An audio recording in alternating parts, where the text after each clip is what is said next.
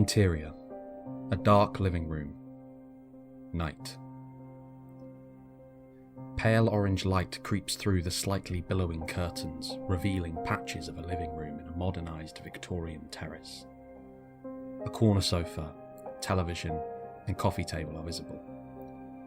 The room is dull, silent, and utterly still. Far away, a heavy door closes and keys rattle in the lock. Echoing footsteps on tiles move closer. From an adjoining door, Mark enters the room. He wears a black suit, top button undone and tie slightly gaping. He stands still in the darkness for a second, staring into space. Finally, he clears his throat, shakes his head and flicks on the main light.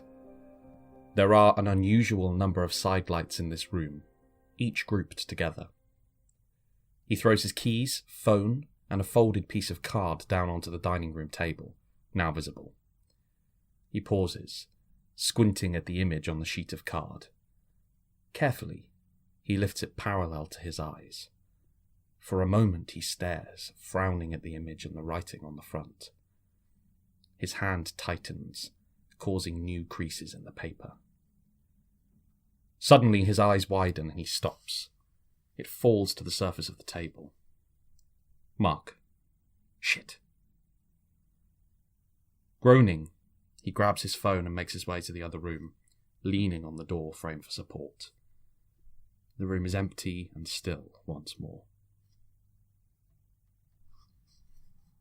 Interior, the kitchen, night. Mark leans into the fridge, his face illuminated by light from within. He holds the phone to his ear, propped up against his shoulder. There is a muffled ringing. The clock on the oven reads 23:45. He rummages in the fridge, reaching for something at the back.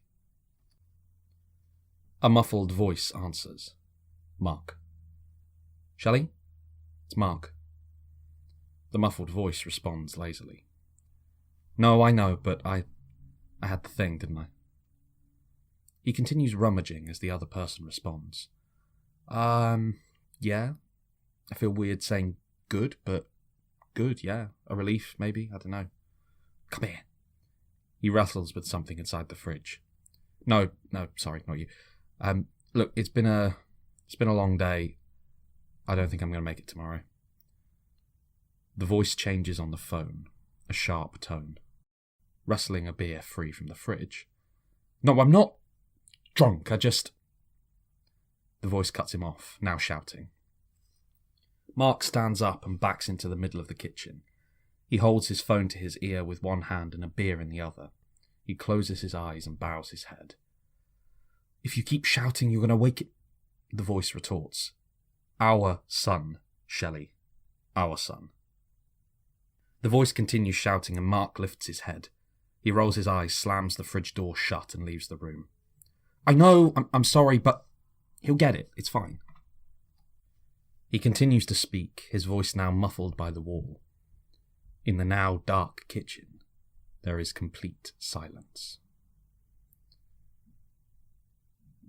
In the living room, Mark moves around the room, switching on the many side lights and listening to the call. Finally, he switches off the main light, dimming the room a fraction. He slumps on the sofa, unopened beer still in his hand. From his position, he can see the kitchen beyond the adjoining door. It remains dark, but the units beyond are visible. He frowns. Oh, it's one day, for fuck's sake. There's no need to The voice speaks again. Oh, you know what? Fuck you. Fuck you, Shelley. Come on.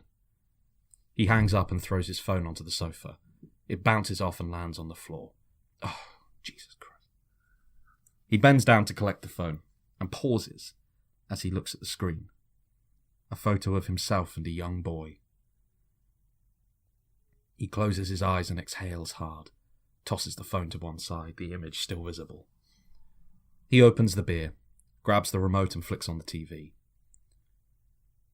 Beyond, the kitchen has become darker, the units far less visible than before, like a black mist descending in the room. The kitchen blind moves in the wind. Several hours later, Mark lies asleep on the sofa. His beer has fallen out of his hand and has soaked across the fabric. Behind him, the curtains billow more than before, and the blue light from the TV flickers across his face. A panel show is playing and canned laughter filter through the air. Beyond the light, the kitchen has now become entirely black. No light now penetrates the open door, but the sound of the blind within continues. Near to this door sits a small side lamp.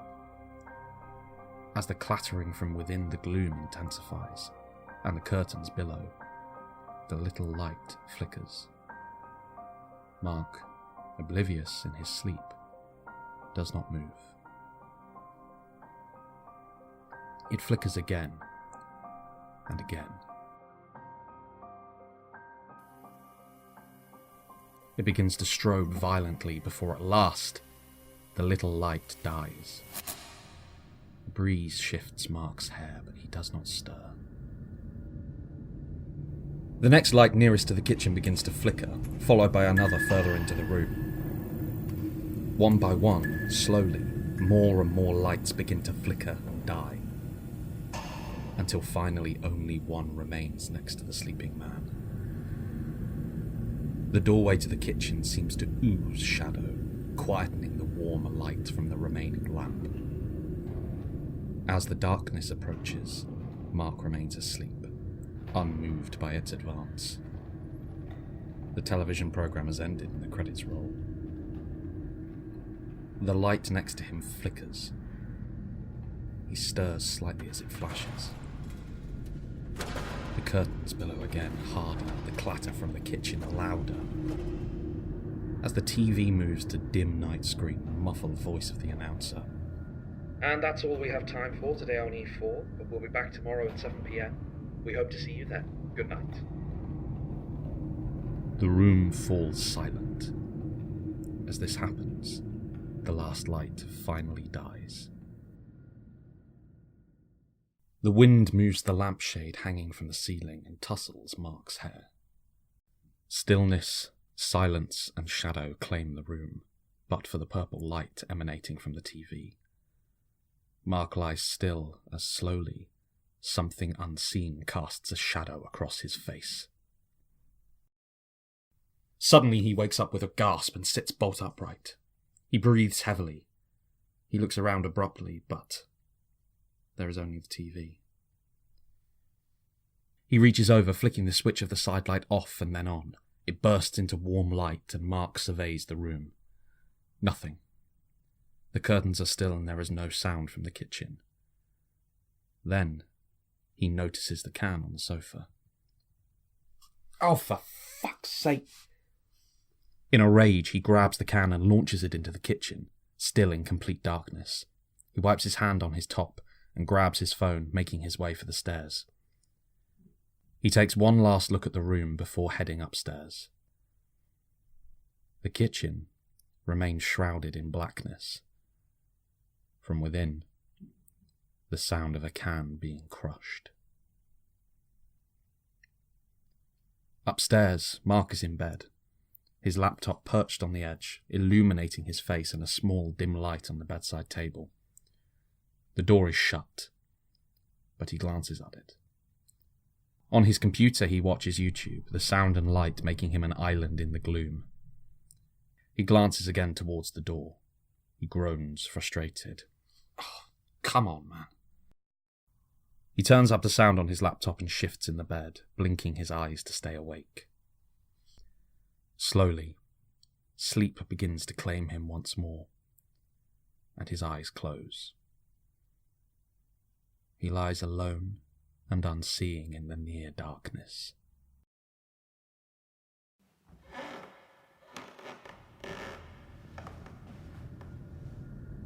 A creak on the landing.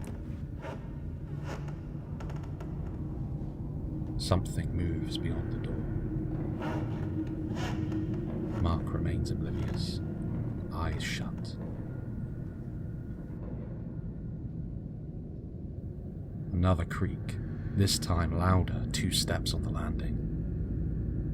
Mark stirs, but does not wake, turning over onto his back. Mark's eyes shoot open and he stares at the door.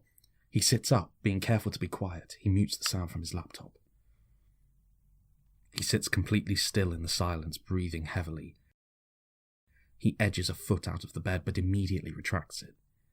He grabs his phone from the side and flicks on the torch, making sure to cover up most of the light with his hand. Okay. 1, 2, 3. Slowly, he edges out of the bed, barefoot on the varnished wood floor. Treading as lightly as he can, he creeps around the room.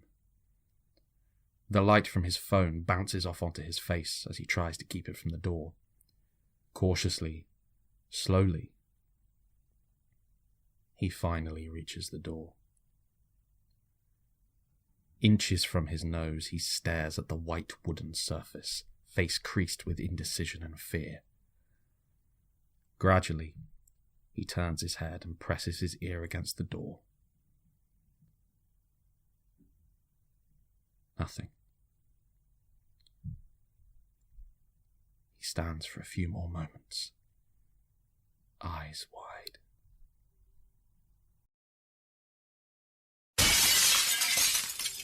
The sound of glass smashing makes him leap away from the door and fall backwards onto the bed, knocking his laptop onto the floor. Illuminated from below in blue light, Mark breathes deep. Fear turns to anger on his face and he gets to his feet. His hands shake, but his voice is resolute. Right, you fuckers. I know you're in my house. He scans the room, eyes falling onto a hanger on the floor. He grabs it, holding it up. I'm armed, okay? So just go. Get out of here and nothing happens, you get me? There is no response. The door remains still. Mark begins to edge forward. I'm coming out, okay? So piss off. His hand moves towards the door handle, slowly.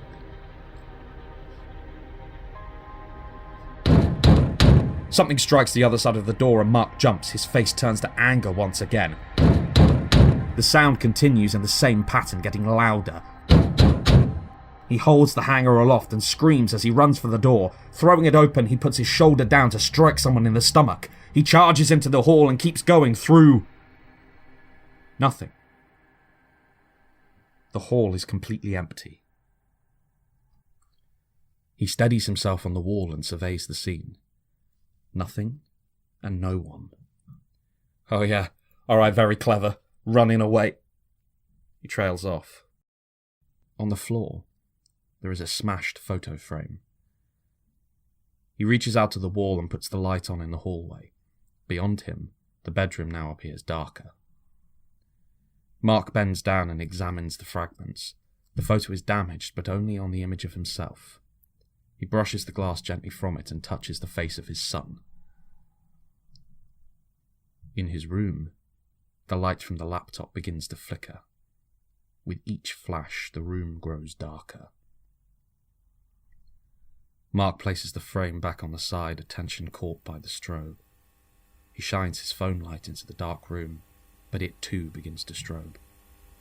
The flashes continue. Mark cannot help but observe until finally they stop. There is no light within the room. Mark pockets his phone and tilts his head in intrigue. At the centre of the door there now seems a particular blackness. Mark looks on, captivated by this new void that grows darker still. The shapeless shadow begins to extend. It grows taller, longer. Mark's eyes begin to widen, his stare unbroken. Before him, barely visible in the gloom and as though made from the absence of light, stands the shadowy figure of a man. Suddenly, with a crash, the photo frame falls again, and the light begins to flicker above. Mark turns from the void and tears down the stairs away from the strobing light. At the bottom, he turns on the main light and dives for the side lights by the sofa. He runs around, flicking every switch he can. The light on the landing is finally extinguished, and as it is, Mark stands in the middle of a now well-lit room. There is a creak above him, as something moves. His breathing the only sound as he waits below. Suddenly and all at once, the lights go out. There is another creak above as Mark stands in complete darkness. Fuck. He fumbles in his pockets, finally turns on his phone light and spins around in panic, pointing the light up to the landing. From the gloom, the photo frame flies with great force and strikes Mark on the head. He is knocked to the ground and his phone falls from his grasp. It bathes the room in white, cold light. Mark tries to reach for it, but his eyes begin to close as he loses consciousness. As he looks towards the stairs and oblivion consumes him, he sees the shadowy void approaching.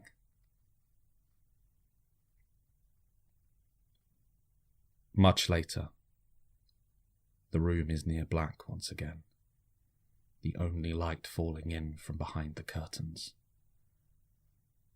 In the darkness, Mark begins to stir. He touches his head and winces. He tries to stand using the sofa but falls down again. He cries out in frustration and pain. Finally, with much effort, he manages to stand.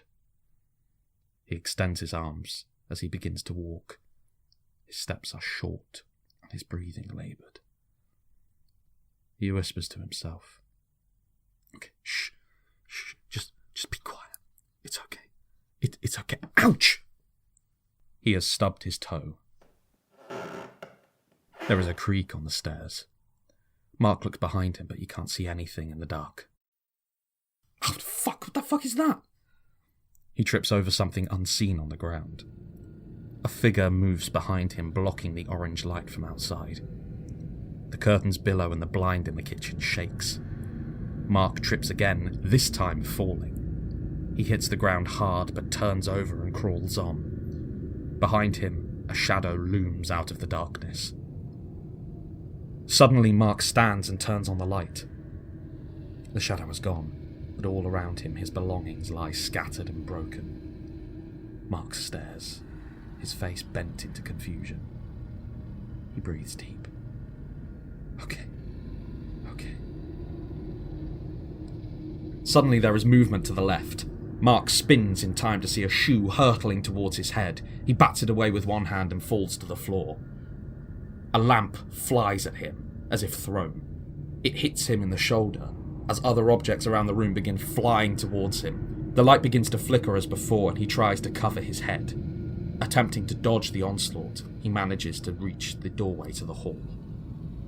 He falls through it and begins to shut the door, but steals one last look into the living room. In the middle, visible only when the light flickers out, the void stands tall. He slams the door shut and falls to the floor. No, please, not this. No, don't do this. The items begin hitting the door. Mark lets out a terrified scream. Please, not again. I haven't been bad. I'm sorry. The banging intensifies. Through tear-filled eyes, Mark looks around to see orange light coming from the front door window. Half staggering, half crawling, he lumbers towards it. The sounds from the living room still permeate the hallway. Mark reaches for the handle. It is locked. He tries the handle again, forcing it up and down, but to no avail. He crumples to the floor, covering his ears as the banging begins and starts again. Interior. Young Mark's bedroom. A flashback. A boy lies on his bed at night. The window is slightly open, with orange light coming in. The door is closed. Interior, the hallway, present day. Mark remains on the floor. He beats his head with his hands to try and hold back the memories. A flashback. The boy lies awake, watching the curtains billow. He reaches under the covers and removes a small torch. He sets it to flash on and off, making shapes against the wall.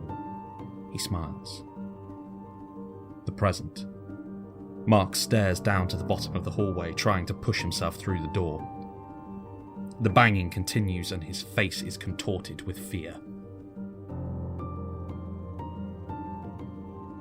As the boy plays, the door flies open, making the curtains billow. The young boy looks up. Mark looks around to the end of the hallway as the door flies open. Please, no. A dark figure stands in the door, silhouetted by light behind him. Flashback. The curtains flail as the figure approaches. The young boy turns over in his bed and tries to hide with the light. From the shadows, a tall, smiling figure approaches. Mark and the shadow stare at each other across the hallway. Mark's lip curls into a snarl. A flashback. The man pulls back the cover to reveal the young boy clutching the still flashing light. He smiles down at him and takes the torch away, putting it to one side. You don't need that, kid. The boy stares up into the smiling man's face. Please don't. Mark, in the present. Please don't, Dad. Please don't. The figure is unmoved. Flashback.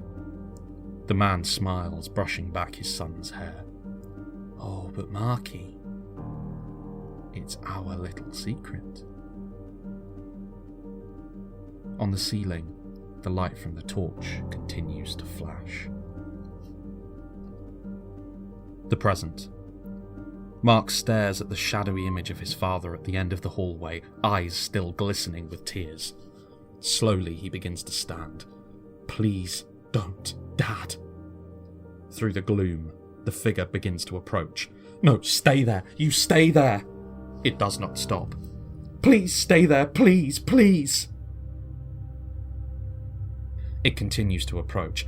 I said fucking stay there. The void halts. Mark stares into it. Because I said no. Because it was always no. And because you can't hurt me now. You can't throw things at me. You can't disappoint me. There's no more secrets. He walks up to the vision. You left us with all of that shit and you didn't look back. And now you're dead.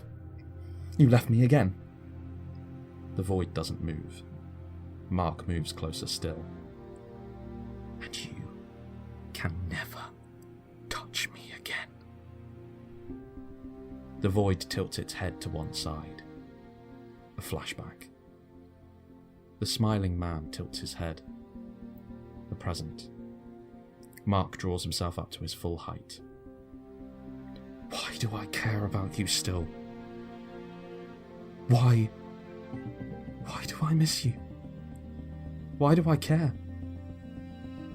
The figure stands still. Yeah. You can't answer me.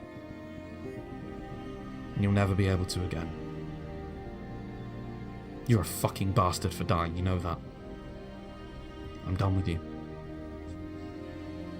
The figure stands still, tilts its head as before.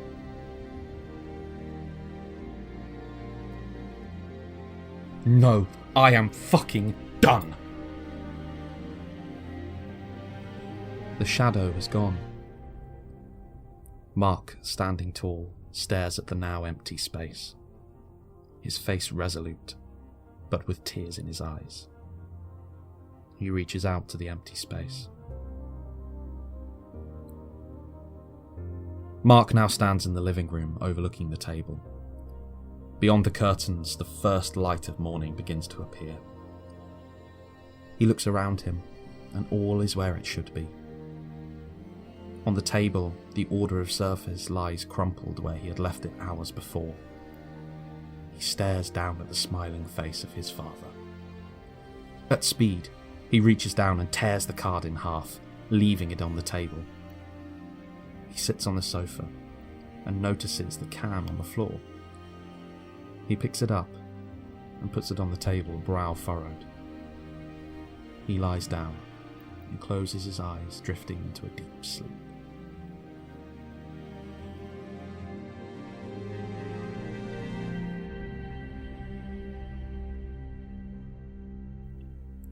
The full light of day now fills the room. All is as it was. Mark stands looking out of the window, his phone to his ear. The windows are closed and the curtains are still. No, I'm sorry about that. I had a night of it. Do you think maybe he'd be up for a McDonald's? On the table, the torn image lies where he left it. It twitches.